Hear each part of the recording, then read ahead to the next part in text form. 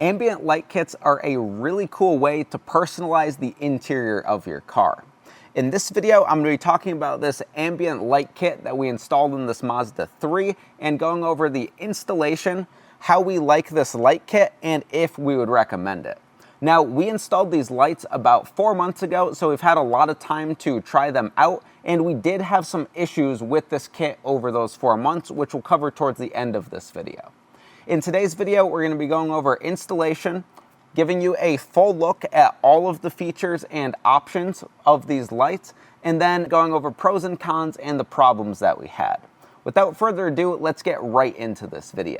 All right, so the first thing that I want to show you guys is what you actually get in these kits. So this kit is an 18-in-1 kit, DreamColor from Amazon, and I'll go over what all of that means.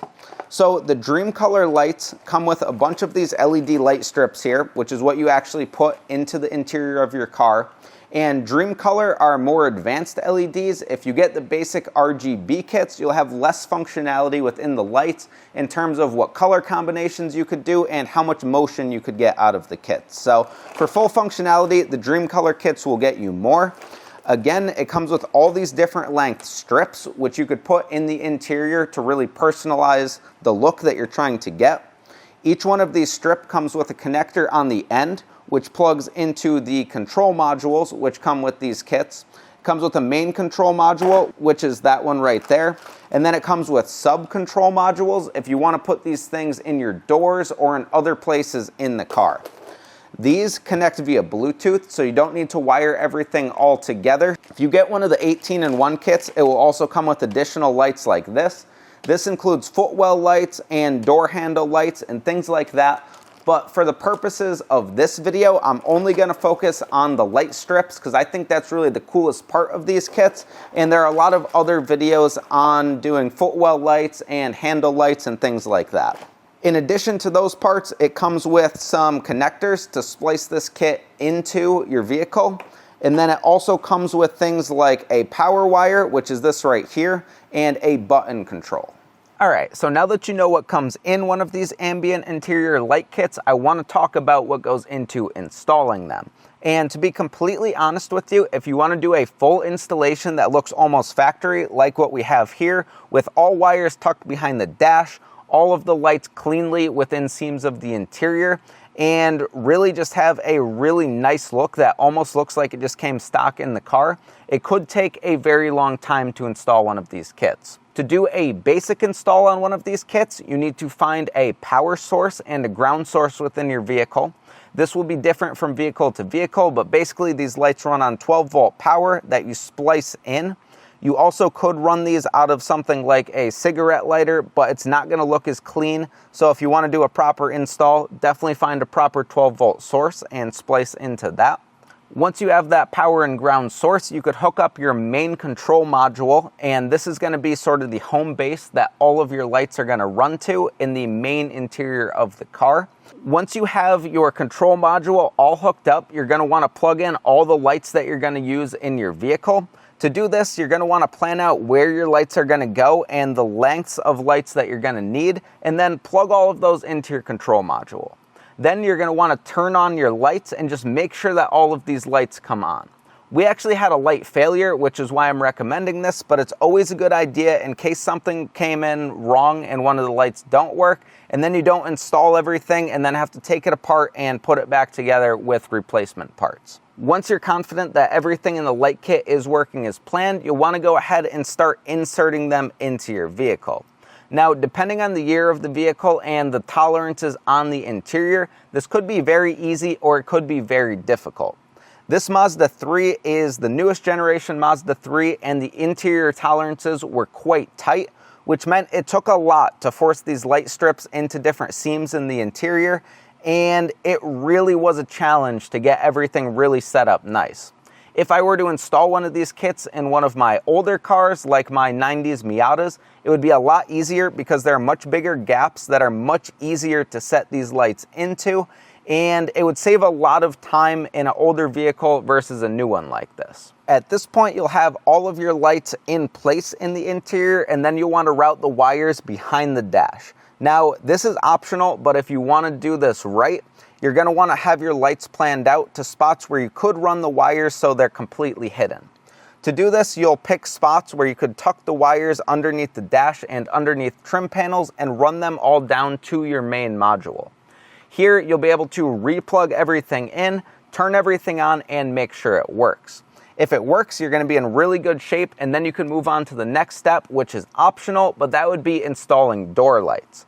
Now, the way that this works is your main module sends out a Bluetooth signal to the sub-modules, which you would put into the doors. So you need to take your door panels off, access some electronic within the door that will provide power to your module, and then you'll need to splice that module in, put it in the door, and then put your light in and follow the same process that I talked about for the rest of the car. This, again, is tricky. It takes time because you need to remove your door panel, unless there's an alternative power source, which in some cases you might be able to splice in from one straight from the door wiring harness, but in our case we went from inside the door. It was super clean and made for a really good result. That said, I just want to reiterate one more time, it is not fast to do an install like this when you need to take that much of your interior apart and do that much wiring. Alright, so now that I walked you through the instructions, and I will have a full install video on these lights on the channel, you would go ahead and download an app on your phone. Now, this app, I believe, is called Magic Lantern, but there are a bunch of different LED apps on the App Store that do what look like the same exact thing. It will tell you in the instructions with your specific kit which app to use, though. So here you could see we could change through all different colors. These are the moving presets, so you could change them to ones that flash, ones that strobe. Again, if you have the DreamColor, you could do things like this, where you have moving lights running through the interior of the car, and it looks really cool and really unique. Within the app, you could go ahead and change speed on all of that motion, and then you could also change brightness of the different presets, and it really gives you a lot of customization to make the interior of your car look exactly how you want it to. In addition to the motion presets, you could go ahead and set it to a solid color, which is really cool if you just want something basic on the interior of your car that isn't distracting while driving. And you have a pretty wide range of brightness here. While driving, especially at night, we've settled on somewhere around 30%, and we think that looks pretty good so you're not blinding yourself and it's not super distracting while you're driving at night. One thing to note on this kit is you could change the color to white, which is what you see right here, and the white really looks a little bit bluish. It's not like a pure white, so if you're looking for your pure white lights, the DreamColor might not be what you're looking for, and you might be better off with pure white strips, which you might be able to find. Alright, so now you saw how these lights work, and now I want to get into pros and cons and issues that we've had with these lights. I'm going to start with the issues that we had. So the first thing that went wrong with these lights is when we were installing them, one of the strips was bad and it only lit up part of the way. Now, we don't know if that's because the strip was creased at some point or something like that, but you want to be careful while you're installing these strips to not bend them or stress them too much. Otherwise, you might have problems where your lights will go out and they won't function properly all the way along the strip. Now, the second problem that we had is a Bluetooth failure on the main control module in this kit. That meant that the door lights ended up going out just like that, and everything that wasn't Bluetooth controlled, so everything directly plugged into the main module, was still lit up like this, but our door lights were out. To fix that, I went ahead and got a replacement main control module, and now the door lights came back on. And as you could see, with the new part in there, we now have full lights here. So I would say that there have been a moderate amount of issues with this kit. It's not a particularly inexpensive kit at a little bit over $100. It's not super expensive either, but for the amount of time that it takes to install this kit and the amount of money that it costs, I wish we didn't run into these issues, but unfortunately we did.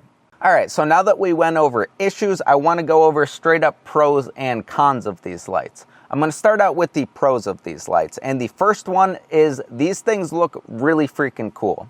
There's no question about it. These interiors with these lights look really good, and on a modern car like this where you have all the nice reflective surfaces, these lights really bounce off everything and it really makes it look amazing in here. Another thing that I really like is there is a ton of personalization and customization available through the app on the phone. This means you could change your lights to basically any color you want. There are a ton of different moving presets that look really cool, and I don't think you'll be left disappointed with not being able to make a certain color unless it's white, and it's just a lot of personalization that's really cool. And then a final pro with this kit is I like that it includes a button for button control. So I could go ahead and click through these presets like that, or if I hold it, it'll turn the lights right off. So I like that this is a good alternative to having to use your phone app whenever you want to control these lights. All right, so now let's talk about cons of these lights. And there honestly have been a few pretty big ones. The first one is installation of these is absolutely not easy if you want to get it really good. Now, you could hack this thing together, not tuck wires, not splice into the car, and it won't come out as nice. It won't look as factory, but you will still get most of the look of this kit. But if you want to do it nice and you want to do it right like I prefer to do, it will take a very long time. The other major con is quality of these lights. Again, we had a failure of a light just by installing it, not even by using it. And then we also had a failure of that Bluetooth module in the main controller. So because of that, I would say quality is a little bit iffy. That said, customer support on Amazon has been great, getting me replacement parts and helping me get the kit sort of back to working condition. But again, you spend a long time installing this kit and it hasn't really held up absolutely fantastic for us. We could do a follow-up long term, but for now, about 4 months in, we have experienced those two major issues. All right, so now the big question. Would I recommend an ambient light kit to you? And I would say if you want to get this look in the interior of your car and you don't have a really new, really high-end car that comes with internal LEDs, I would say this is about the only way to do it. So you don't have much of a choice, and in that case, I would recommend it. That said, if you're going to install this in your car, you need to know that installation is difficult. If you want to get it clean, it's going to take a really long time, and quality on these kits is semi-questionable. That said, customer support has been good. They've got me replacement parts whenever I had issues, so if you're okay with having a kit that looks really good while it works, takes a long time to get it in there, and know that you might need to replace parts occasionally, I would say go for it. With all of that said, if you watch this video and you still really want to install one of these kits in your car, I do have this kit linked down below to where you could purchase it. It does help support my channel and it will get you the exact kit that we've installed here, which also has really good reviews on Amazon. It is actually one of the best reviewed kits on there. If you want to learn how to install one of these kits, I will have a full installation of this on my channel, so you can learn step by step how to install one of these ambient light kits in your vehicle. Don't forget to like this video if you've enjoyed it, subscribe for more, and I hope you stick around for the next one.